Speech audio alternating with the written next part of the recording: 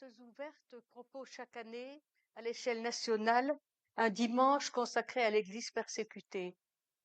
Avec le petit film qui vient de passer, vous avez une petite idée de ce qui se passe dans le monde, dans certaines régions du monde.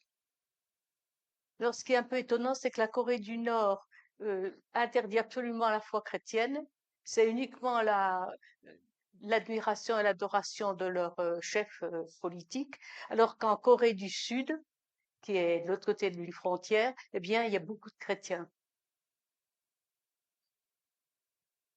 Donc, cette année, ça se passe dans le cadre de la grande campagne internationale Afrique, unie contre la violence. Donc, nous sommes invités cette année à manifester notre soutien et notre amour de façon concrète aux chrétiens d'Afrique subsaharienne. Ils sont visés par une persécution de plus en plus violente. Donc, en lien avec ce thème, Portes ouvertes nous suggère de méditer Romains 8, les versets 31 à 39. Donc, je vais d'abord vous lire le texte. Que dirons-nous donc de plus? Si Dieu est pour nous, qui sera contre nous? Lui qui n'a pas épargné son propre Fils, mais l'a donné pour nous tous, comment ne nous accorderait-il pas aussi tout avec lui? Qui accusera ceux que Dieu a choisis? C'est Dieu qui les déclare justes, qui les condamnera. Jésus-Christ est mort, bien plus il est ressuscité. Il est à la droite de Dieu et il intercède pour nous. Qui nous séparera de l'amour de Christ? Serait-ce la détresse, l'angoisse, la persécution, la faim, le dénuement, le danger ou l'épée? De fait, il est écrit, c'est à cause de toi qu'on nous met à mort à longueur de journée, qu'on nous considère comme des brebis destinées à la boucherie. Au contraire, dans tout cela, nous sommes plus que vainqueurs grâce à celui qui nous a aimés. En effet, j'ai l'assurance que ni la mort ni la vie, ni les anges ni les dominations, ni le présent ni l'avenir, ni les puissances, ni la hauteur, ni la profondeur, ni aucune autre créature ne pourra nous séparer de l'amour de Dieu manifesté en Jésus-Christ notre Seigneur.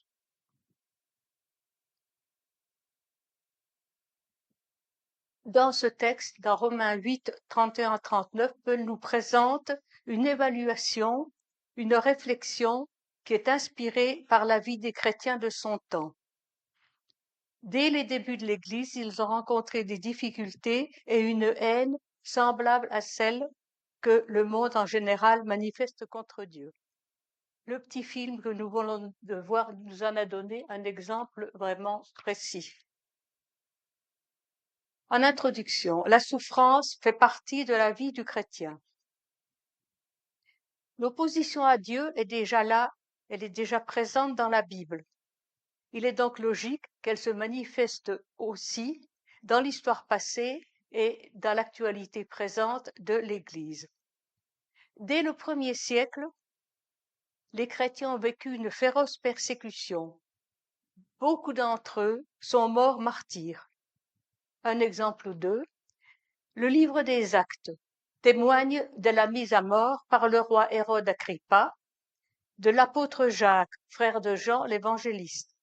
Et plus tard, d'après le livre de Flavius Joseph, qui s'appelle Les Antiquités juives, Jacques, le frère de Jésus, celui qui a écrit l'épître, puis il était l'un des premiers responsables de l'église de Jérusalem, il sera condamné à la lapidation par le grand prêtre de l'époque.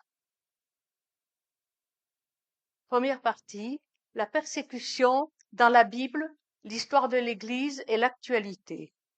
Revenons d'abord à Romains 8 et à son contexte historique au 1er siècle. À l'époque, l'Empire romain dominait tout le monde connu, c'est-à-dire tous les pays qui bordent la Méditerranée, y compris l'Afrique bien sûr, et aussi la Terre sainte. Le culte de l'empereur romain, ça vous rappelle peut-être quelque chose quand vous avez vu le film, hein, King Jong-un. C'est un exemple parmi d'autres. Eh bien, le culte de l'empereur romain était obligatoire dans tous ces pays. Par exemple, l'Asie mineure, la Turquie actuelle, la Grèce, la Rome et Rome. Évidemment, Ce culte idolâtre à l'empereur romain, qui se faisait appeler Dieu, était en concurrence, il était en opposition avec l'adoration des premiers chrétiens pour leur Seigneur. La lettre aux Romains a été écrite dans les 5 premières années du règne de Néron. La divinisation des empereurs romains se précise. Au début, Auguste, le premier empereur, eh bien, c'était quand il était mort qu'il était divinisé. Mais là, on se fait diviniser de son vivant. Ce pouvoir des empereurs dérive directement du chef des dieux Jupiter, du chef des dieux romains, bien sûr. Les dieux romains ont remis à Néron le pouvoir sur toute la race humaine. L'empereur est le vice-roi de Jupiter, il règne sur la terre, toute la terre évidemment, tandis que Jupiter règne sur le ciel. Encore faut-il le croire et s'y conformer, c'est-à-dire rendre un culte à l'empereur en brûlant quelques grains d'encens au pied de sa statue. Il n'y en avait pas qu'une, hein, il y en avait pas mal. Donc chaque fois qu'on tournait le coin de la rue, il y avait une statue, il fallait brûler de l'encens. Impensable pour nous, disent les chrétiens. L'empereur n'est pas Dieu, il n'est qu'un homme, et vos divinités ne sont que des idoles. Le Dieu que nous adorons est le seul vrai, le seul vrai venu en chair en la personne de Jésus-Christ. Il est mort sur la croix, il est ressuscité pour nous sauver et nous donner la vie éternelle. Deux positions irréconciliables, avec toutes les persécutions à la clé, violentes, assassines. Dès les débuts de l'Église, dans l'histoire chrétienne, et aujourd'hui, et encore, et toujours. Les chrétiens de Rome auprès du pouvoir et dans la société. Pour l'Église de Rome, les difficultés ont eu lieu en 2 étapes. D'abord sous l'empereur Claude, dès l'année plus 31, et ensuite avec Néron, son successeur. À l'époque de Claude, de l'empereur Claude, on parle de troubles dans les synagogues, les lieux de réunion des Juifs de la ville. C'est apparemment à cause d'une querelle concernant Christus. Un petit rappel. Le pouvoir romain tolérait la religion juive et sa pratique monothéiste, la croyance en un seul Dieu. La nouvelle religion chrétienne était encore vue comme une partie du judaïsme. On ne faisait donc pas encore la distinction entre synagogue et église chrétienne. Comme l'historien latin Suétone le suggère, les troubles survenus parmi les Juifs auraient concerné Jésus, Christus étant la forme latine de Christ. Donc, dans les premiers temps, les églises chrétiennes étaient encore vues comme les synagogues, avec des Juifs convertis et des païens convertis à la foi chrétienne dans le même local. Et à Rome, les tensions entre les deux groupes étaient devenues assez graves. Alors Claude, l'empereur, expulsa les Juifs et avec eux les chrétiens d'origine juive. Paul cite donc Prisca et Aquilas parmi les chrétiens juifs ainsi chassés de Rome. On peut le lire dans Actes 18, 12. Avant l'arrivée au pouvoir de Néron en 54, un certain nombre de chrétiens juifs expulsés sont revenus à Rome. Et cela a sans doute provoqué des conflits avec les chrétiens d'origine païenne. Ceux-ci avaient pu rester sur place et diriger seuls la vie de l'Église. La plupart des chrétiens à Rome appartenaient aux classes sociales les plus basses. Ils habitaient les quartiers qu'on dirait aujourd'hui défavorisés. Leur Église subissait le mépris des non-chrétiens et des autres mouvements religieux de l'Empire. Les facettes dans la persécution des chrétiens de Rome au Ier siècle. Paul évoque probablement une discrimination contre les chrétiens de Rome, et les mots grecs qu'il utilise sont des mots précis. Voyons-les d'un peu plus près. Un verbe grec, ekalsein, qui accusera, le verset 33, est plus qu'une accusation ordinaire. C'est un mot juridique. Il fait référence à un processus juridique de mise en accusation contre quelqu'un. Cela veut dire que les autorités de Rome ont mis en place un système légal de poursuite juridique pour contrôler les droits des Juifs et aussi des chrétiens. La loi romaine interdisait par exemple aux Juifs de se rassembler dans les rues. Alors vous pouvez penser aussi à ce que vous avez vu dans le petit film, hein. Poursuite légale, hein, avec les gendarmes évidemment, la police qui va faire son rôle. Diogmos, au verset 36, a toujours le sens de persécution religieuse. Ça veut dire également un programme organisé et bien organisé pour harceler quelqu'un pour des raisons de croyances religieuses. L'immo, c'est la faim ou la famine. Et gymnotes, dénuement, signifie manquer de vêtements. À cause des sanctions économiques contre eux et des persécutions, les chrétiens de Rome ne peuvent pas se nourrir suffisamment ni acheter de vêtements. Kindunos, danger ou risque, et Makeira, c'est l'épée. Maker, l'épée, c'est sans doute l'exécution par mort violente, imposée par l'État. Et dans Romains 8, 36, Paul cite le psaume 44, 12. Mais c'est à cause de toi qu'on nous met à mort à longueur de journée, qu'on nous considère comme des brebis destinées à la boucherie. Catémone contre nous, au verset 31, c'est une accusation des groupes païens contre les croyants. Parce que pour les païens, si les chrétiens subissent la famine, le danger, la persécution, les exécutions, etc., ce serait une punition des dieux romains.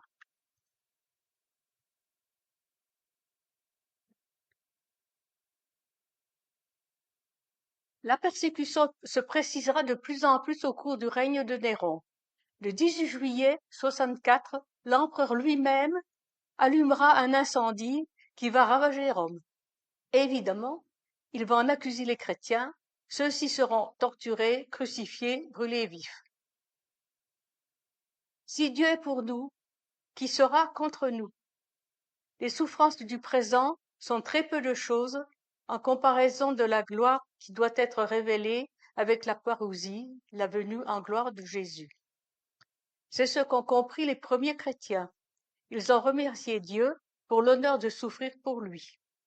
Ils ont compris qu'ils devaient être prêts à se mourir pour le foi dans le Christ, à mourir parce que Dieu a montré son amour par la mort de Jésus.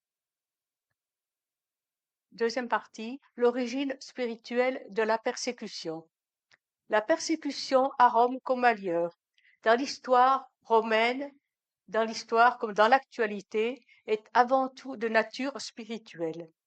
L'Empire romain, avec son système politico-religieux, est le bras armé des puissances du mal qui persécutent les croyants. Paul va décortiquer et expliciter le langage du pouvoir dans Romains 8, 38 et 39. Ni la mort, ni la vie, ni les anges, ni les dominations, ni le présent, ni l'avenir, ni les puissances, ni la hauteur, ni la profondeur, ni aucune autre créature. Les destinataires de sa lettre savent bien qu'il fait référence à des puissances maléfiques cachées derrière l'occultisme. Examinons ces termes. La mort, c'est Thanatos, c'est un outil de Satan qui montre son pouvoir. Dans le système politique et économique et religieux de l'Empire romain, c'est une force meurtrière qui opprimait les chrétiens. Archaï, ce sont les puissances hostiles. Elles persécutent les chrétiens à travers l'organisation politique et sociale de Rome, parce qu'elles rendent obligatoire le culte à l'empereur, et ce culte est lié, étroitement lié, aux divinités païennes. Principautés, anges et puissances, ce sont des puissances spirituelles hostiles camouflées derrière le culte impérial. Elles agissent à travers le système de domination terrestre de Néron. Ces archaïs et ces dynameis, ces autorités et ces puissances sont liées au culte de Jupiter, ce culte qui a été mis en avant par Néron, et lui donnait un pouvoir absolu auquel rien ne devait résister, et ça l'autorisait à persécuter les chrétiens de Rome.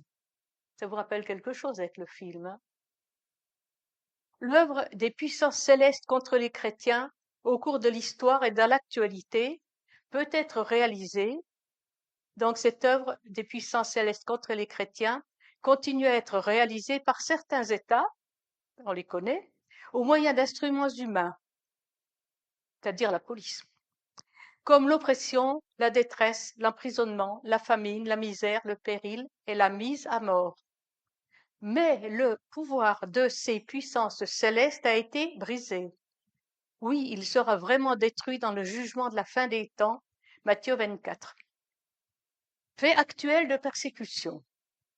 Dans de nombreuses régions du monde, les chrétiens font face à des menaces et à des exactions qui ressemblent beaucoup à celles qu'ont vécues les chrétiens de Rome.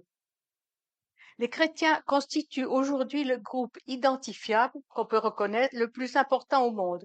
Ce groupe se voit refuser des droits humains fondamentaux simplement en raison de ce qu'ils sont. Parmi de nombreux passages de l'Ancien Testament, les psaumes, par exemple, parlent des souffrances du peuple de Dieu.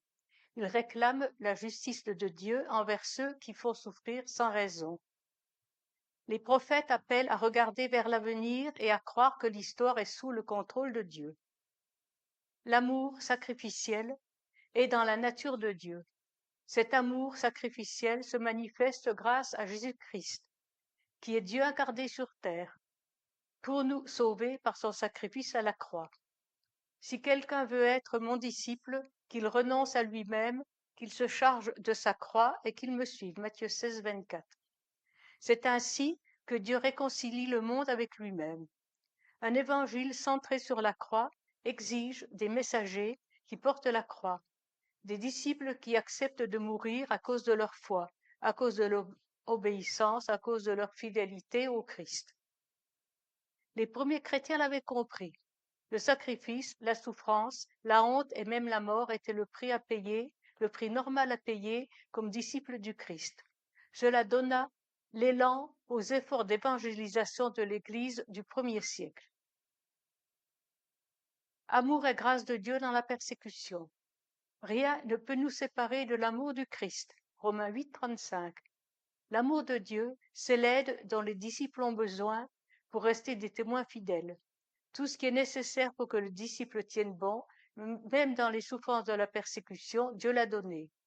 En effet, j'ai l'assurance que ni la mort, ni la vie, ni les anges, ni les dominations, ni le présent, ni l'avenir, ni les puissances, ni la hauteur, ni la profondeur, ni aucune autre créature ne pourra nous séparer de l'amour de Dieu manifesté en Jésus-Christ notre Seigneur. Cet amour, Dieu le donne à son disciple par grâce. C'est un cadeau. Il lui donne la grâce de pouvoir supporter des souffrances en raison de sa fidélité à Dieu. C'est une grâce de supporter des difficultés en souffrant injustement pour garder bonne conscience envers Dieu. 1 Pierre 2, 19. Pierre conclut ainsi sa première lettre, écrite pour instruire les croyants persécutés à rester fermes dans leur foi. Le Dieu de toute grâce vous a appelé en Jésus-Christ à sa gloire éternelle. Après que vous aurez souffert un peu de temps, il vous rétablira lui-même, vous affermira, vous fortifiera, vous rendra inébranlable. À lui soit la gloire et la puissance, au siècle des siècles. Amen. 1 Pierre 5. Plus que vainqueurs. Au contraire, dans cela, nous sommes plus que vainqueurs grâce à celui qui nous a aimés. Romains 8, 37. Par amour, Dieu nous accorde la victoire dans l'épreuve. Mais qu'est-ce que veut dire avoir la victoire? Hébreux 11 montre clairement deux manières d'être victorieux. Ou bien être délivré dans la persécution ou de la persécution, ou bien rester fidèle dans la persécution. Ainsi Daniel et ses compagnons sont sortis vivants. Ils ont été délivrés par un ange du brasier du roi de Babylone, Nabuchodonosor. Et des siècles plus tard, Étienne, mourant sous les jets de pierre, voyait le Seigneur Jésus l'accueillir. Frère André, le fondateur de la mission Portes ouvertes, dit: la sécurité n'est pas un enjeu de la mission confiée aux disciples. Il est normal pour tout chrétien de souffrir s'il veut travailler dans l'œuvre du Seigneur. Dernière partie, notre responsabilité envers les persécutés. L'amour de Dieu pour les persécutés passe aussi par notre témoignage concret, c'est-à-dire par des actions pratiques. Jésus l'explique dans le jugement dernier de Matthieu 25. Alors le roi dira à ceux qui seront à sa droite: venez, vous tous qui êtes bénis par mon Père, prenez possession du royaume qui vous a été préparé dès la création du monde. En effet, j'ai eu faim et vous m'avez donné à manger. J'ai eu soif et vous m'avez donné à boire. J'étais étranger et vous m'avez accueilli. J'étais nu et vous m'avez habillé. J'étais malade et vous m'avez rendu visite. J'étais en prison et vous êtes venus vers moi. Ces actions très concrètes consistent à répondre aux besoins vitaux des chrétiens les plus exposés. Elles sont la manifestation véritable de l'amour de Dieu en nous pour eux. En conclusion, exprimons pratiquement l'amour de Dieu pour les chrétiens persécutés.